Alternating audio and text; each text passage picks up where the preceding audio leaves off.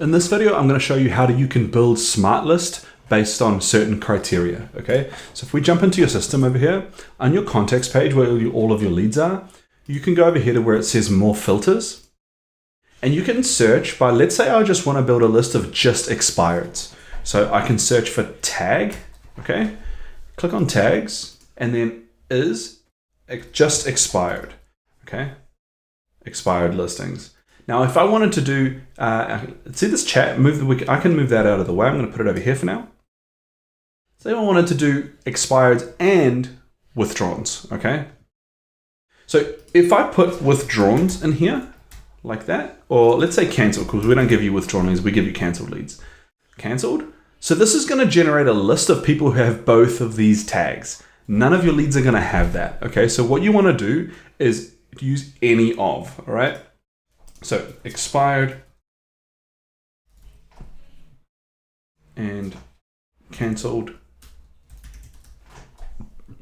like that, and hit apply. And now we've got a list of 17 records that have that tag. Now you can go ahead and then do more settings, like those tags and something else, or something else. But I'm just going to leave it at that for now and hit save as a smart list, right? Expired and canceled. Great. Now we've got a list of people that are expired or canceled. This will automatically update every time a new lead comes into the system or those tags are removed.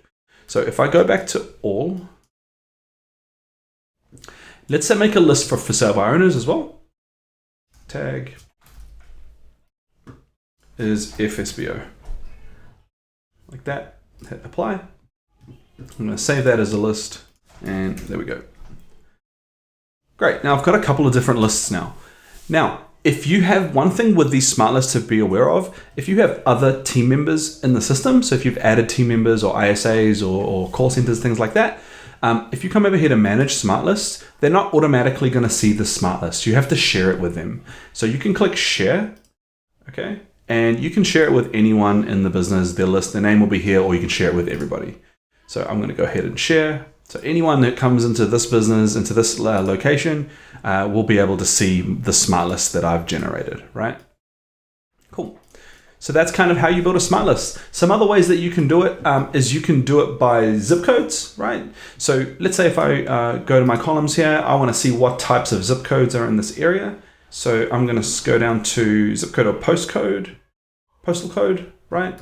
So, and I only did that so I can see the postcode so I can choose one. So let's say 02840. So I could go here to the filters again. I could search for postcode and 02840, like that. Apply. Now it's going to filter all my leads in that area, and I can save that list again. 02840, right? Now I've got another smart list with all the leads that are in that area.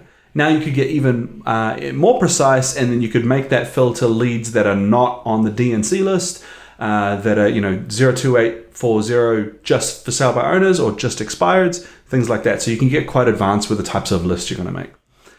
Cool. That's it for this video, guys. I will see you in the next one.